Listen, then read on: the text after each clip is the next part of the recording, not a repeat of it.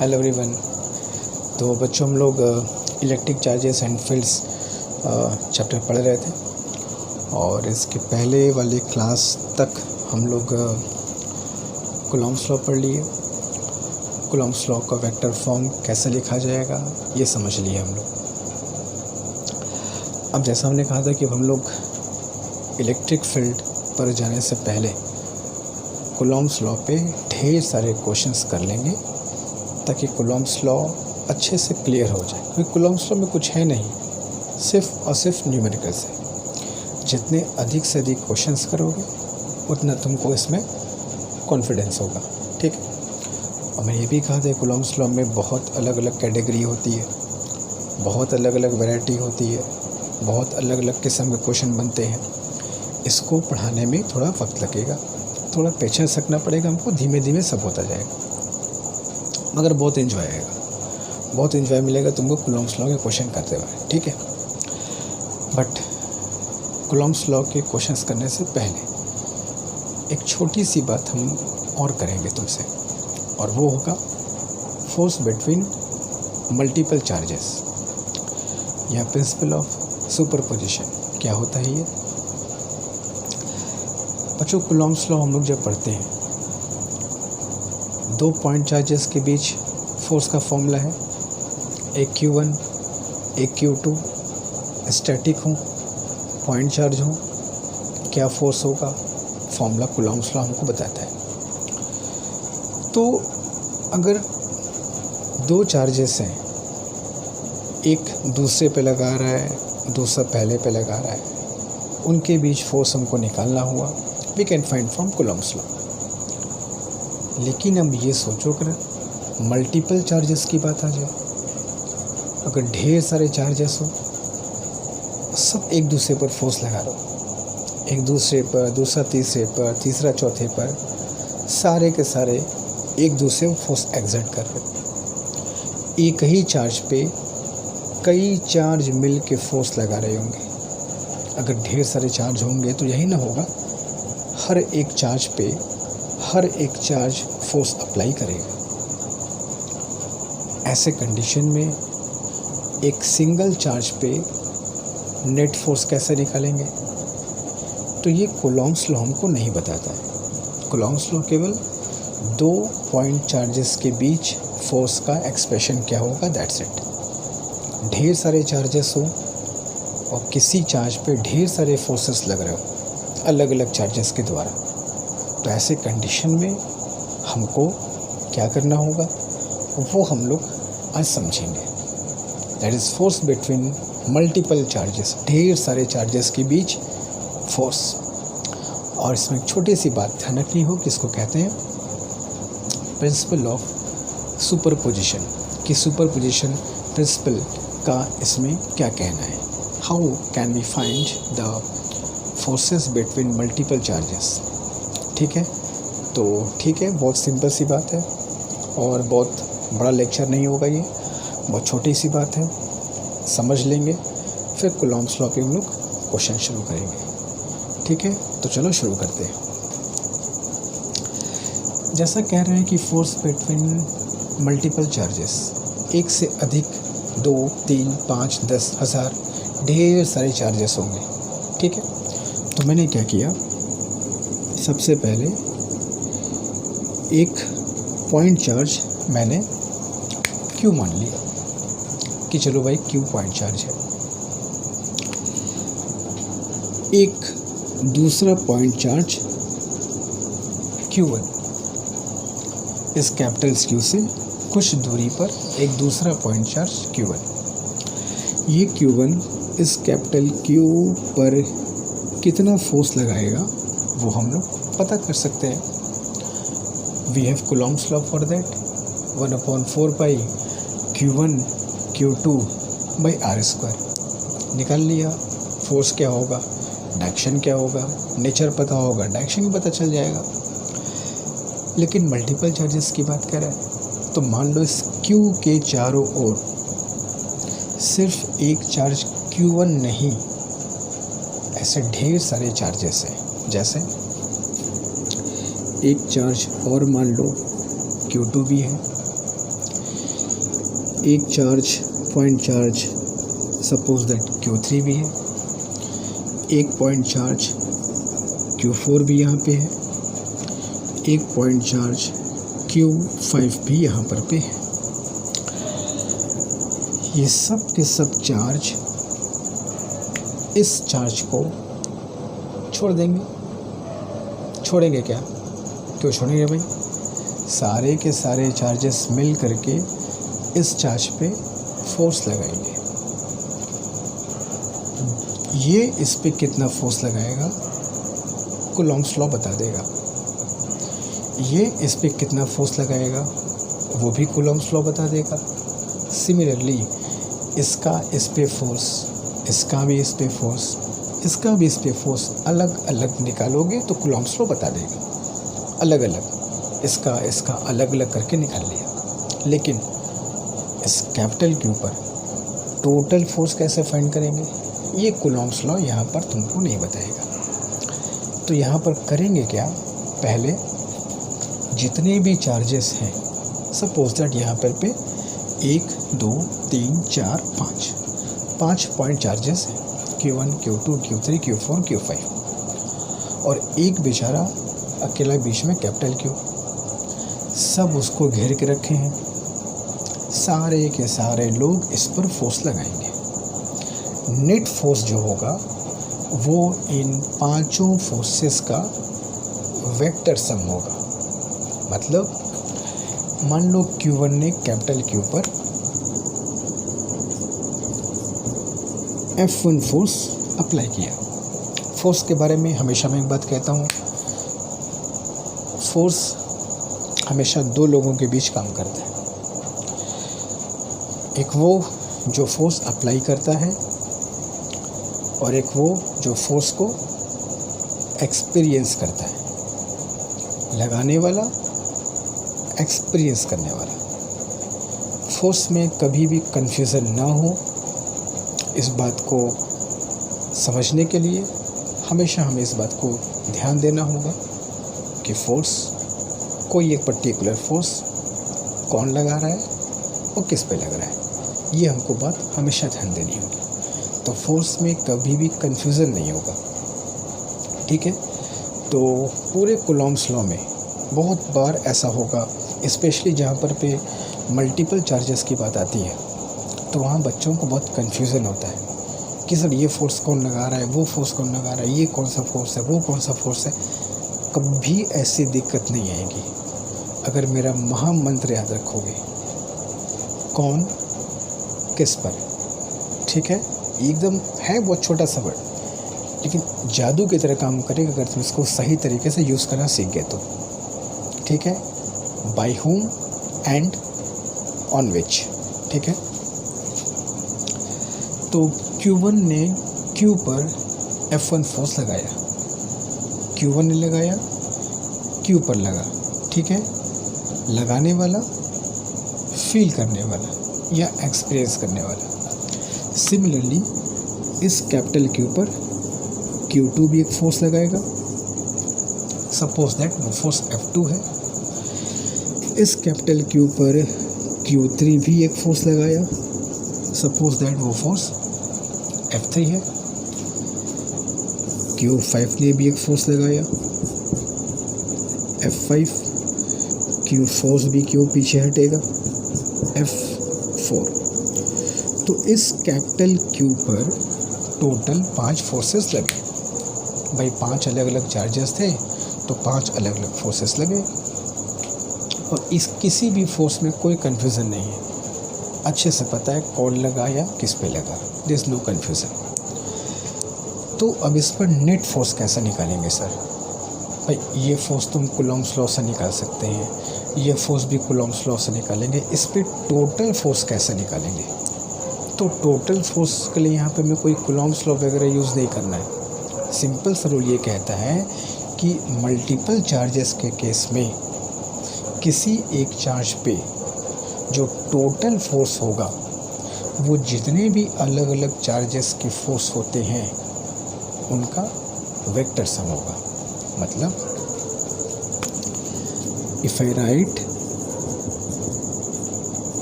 Net force on the charge capital Q, F will be net force on the charge capital Q will be F1 plus F2 plus F3 plus F4 plus F5. Net force on Q this is, हाँ F1, F2, F3, F4, F5 Coulomb's law use करके निकालेंगे हम। Coulomb's law एक के लिए use कर सकते हैं, इकट्ठे पूरे के लिए कूलॉम्स लॉ यूज़ नहीं करना है। We can use Coulomb's law for two charges. Q2 Q के लिए यूज़ कर सकते हो, Q3 Q के लिए यूज़ कर सकते हो, Q4 का Q पर यूज़ करो, Q5 का Q पर यूज़ करो और फिर सारे का वेक्टर सम निकाल लो। That is your principle of superposition. इस तरीके से हम लोग पूरे चैप्टर में कूलॉम्स लॉ पे क्वेश्चन करने वाले हैं। समझ लो मेथड क्या है, मेथड समझ लो। यही है फोर्स बिटवीन मल्टीपल चार्जेस। एक एक का निकालो, वेक्टर सम निकालो। हाँ, इसमें एक बात और ध्यान देनी है, छोटी सी बात और है। Principal of superposition, principal of superposition यहाँ पे एक बात और कहता है। क्या कहता है सुनो। जब मल्टीपल चार्जेस की बात होती है, जैसा कि देख रहे हो फिगर, तो मल्टीपल चार्जेस में कोई एक चार्ज किसी चार्ज पर, ध्यान से सुना, मल्टीपल चार्जेस में कोई एक चार्ज किसी एक चार्ज पर जो फोर्स अप्लाई करता है, बाकी चार्जेस के वजह से उस फोर्स पर कोई फ़र्क नहीं पड़ता है। मतलब ऐसे सोचो, Q2, Q3, Q4, Q5 नहीं है। Just imagine, Q2, Q3, Q4, Q5 नहीं है, अकेला Q1 है। अकेला Q1 इस कैपिटल Q पर F1 फोर्स लगा दिया, अकेला। अब Q2, Q3, Q4, Q5 आ गए, पहले नहीं थे अब आ गए। Q2, Q3, Q4, Q5 अब आ गए, अब प्रेजेंट है। तब भी Q1 इस Q पर उतना ही फोर्स लगाएगा जितना पहले लगा रहा था। मतलब इस Q का, इस Q1 का इस Q पर फोर्स इन चार्जेस के होने से या न होने से अफेक्टेड नहीं होता। यही मेन कोर प्रिंसिपल है कि मल्टीपल चार्जेस में, ढेर सारे चार्जेस में कोई एक चार्ज किसी चार्ज पे जो फोर्स लगाएगा, वो फोर्स बाकी चार्जेस के प्रेजेंस या एब्सेंस से अफेक्ट नहीं होगा। अगर ये सब नहीं भी होंगे तो भी Q2 Q पर उतना ही फोर्स लगाएगा जब इनके होने पर जो लगा रहा है। यानी कि हम जब एक चार्ज का Q पर फोर्स निकालेंगे तो बाकी चार्जेस से हमारा कोई मतलब नहीं होगा। यही चीज़ हमको फॉलो करना होगा जब हम लोग न्यूमेरिकल्स करेंगे तो, ठीक है। यही हमारा प्रिंसिपल ऑफ सुपरपोजिशन कहता है। इन multiple charges the force applied by one charge on another charge does not depend on the presence or absence of other charges। अगर मैं इस चार्ज को घटा दूँ, बढ़ा दूँ, हटा दूँ, रख दूँ, प्लस कर दूँ, माइनस कर दूँ, तो इसके कुछ भी होने से इस Q1 के इस Q पे फोर्स पे कोई फ़र्क नहीं पड़ने वाला। सबका अपना अपना फोर्स, सबका अपना अपना डायरेक्शन, किसी और के वजह से that will not going to change. ठीक है, यही सुपरपोजिशन प्रिंसिपल का मेन कहानी है। इसका मतलब ये हुआ कि जब तुम किसी एक चार्ज का फोर्स निकाल रहे होगे तो आराम से सिर्फ उसी के बारे में सोचो, बाकी कौन आसपास है फ़र्क नहीं पड़ता। That is superposition principle. ठीक है, समझ गए, क्लियर है। चलो आगे चलते हैं, कुछ और बताते हैं इसमें। तो इसको नोट कर लो, फिर आगे चलते हैं।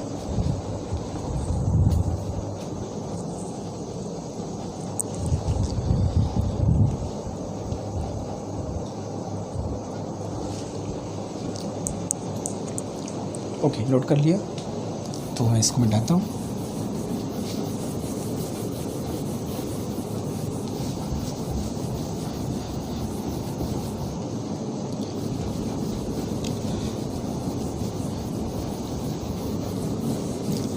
अब इसका एग्ज़ाम्पल बताइए सर।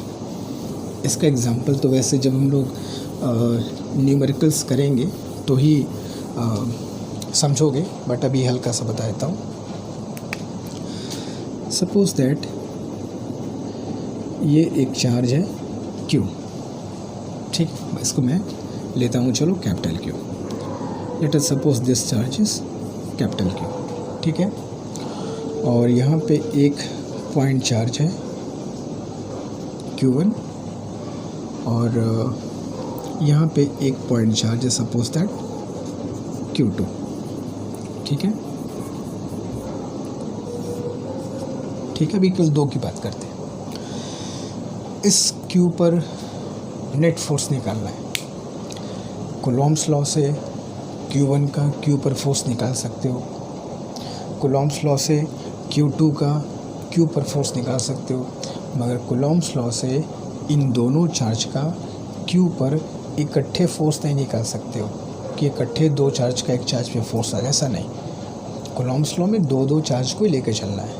तो हम Q1 का Q पर फोर्स निकाल लें, Q2 का भी Q पर फोर्स निकाल लें, जैसा पढ़े हैं पीछे हम लोग अभी, और फिर दोनों का वेक्टर सम ले लो। और प्रिंसिपल ऑफ सुपरपोजिशन ये कहता है कि Q1 का Q पर जो भी फोर्स होगा Q2 के होने या न होने से कोई फ़र्क नहीं पड़ेगा, ये जो Q पर लगाता है वो लगाएगा। सिमिलरली Q2 का जो Q पर फोर्स होगा वो Q1 से अफेक्टेड नहीं होगा। तो दोनों का अलग अलग फोर्स निकाला जाए, वेक्टर सम ले लिया जाए, और चलो मान लेते हैं सबके सब पॉजिटिव है, रिपल्सिव फोर्स है, डायरेक्शन वगैरह चेक कर लिया जाएगा। इस डिस्टेंस को मैंने मान लिया R1 between Q1 and capital Q, और इस डिस्टेंस को सपोज दैट Q2 मैं यहाँ मान लेता हूँ।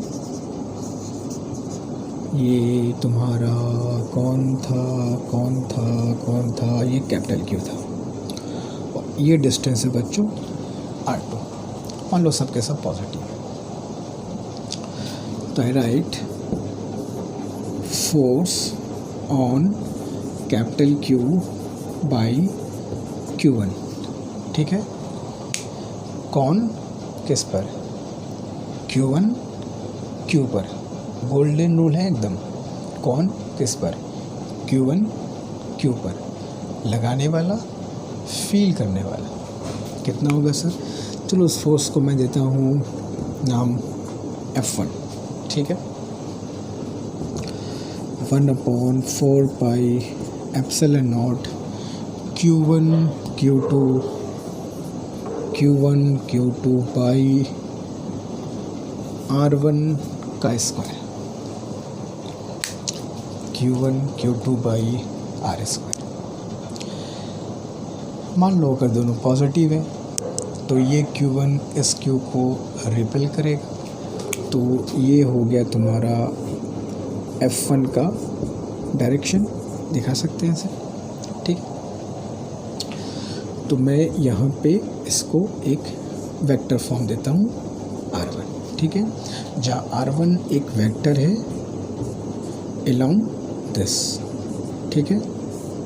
R1 is vector along this, ठीक है, वेक्टर फॉर्म लिख दिया। Similarly force on Q by Q2, लगाने वाला फील करने वाला, ठीक है। तो क्या होगा sir? F2 1/4 pi epsilon not Q2 Q1 by R2 square, Q1 Q2 R2 square. Direction देना हो तो यहाँ पर पे एक R2 कैप लगा दो, तो this is direction of you F2, ठीक है। और ये तुम्हारा हो गया वेक्टर R2, ठीक है। तो R2 कैप और ये क्या है तुम्हारा R1 कैप। तो R1 कैप F1 के लॉन्ग, R2 कैप F2 के लॉन्ग, बस लिखने का तरीका है वेक्टर फॉर्म में। ये हो गया हमारे दोनों फोर्स, कूलॉम्ब्स लॉ निकाल लिए। Now therefore F net on Q will be F1 plus F2, तो दोनों को ऐड कर लोगे तो 1/4 pi epsilon not Q1 Q by R1 square R1 cap plus 1/4 pi epsilon not Q2 Q by R2 square R2 cap. बस दोनों force निकालो, दोनों को वेक्टर फॉर्म में ऐड कर दो। यही तुम्हारा प्रिंसिपल ऑफ सुपरपोजिशन। पूरे कूलॉम्ब्स लॉ में यही करेंगे हम लोग, बस कुछ नहीं करना है। एक एक चार्जेस का फोर्स निकालते चलो और उनको वेक्टर के हिसाब से ऐड करते चलो, वेक्टरली ऐड करो। और अगर मान लो फॉर n चार्जेस, अगर n चार्जेस हैं तो F net F1 plus F2 plus F3 ऐसे करते करते क्या करोगे, n तक ऐड कर देना। सबका अपना अपना मैग्नीट्यूड, अपना अपना डायरेक्शन। पूरे कूलॉम्ब्स लॉ में यही हम लोग को करना है। ढेर सारे चार्जेस दिए जाएंगे, एक एक अलग अलग चार्जेस का फोर्स निकालो। किस पर निकालना होगा दिया रहेगा, ऐसे मल्टीपल चार्जेस है। मल्टीपल चार्जेस में किस चार्ज पे फोर्स निकालना है वो हमको दिया है, 100 ऑफ चार्जेस, ठीक है। उस 100 चार्जेस में से किसी एक पर फोर्स निकालना है, तो किसी एक को मैंने पकड़ लिया जिस पर निकालना है। बाकी बचे 99 लोग, उन 99 लोगों का F1 F2 F3 एक एक करके निकालते चलेंगे और फिर वेक्टर फॉर्म में उसको ऐड कर देंगे। यही तुम्हारा प्रिंसिपल ऑफ सुपरपोजिशन कहता है।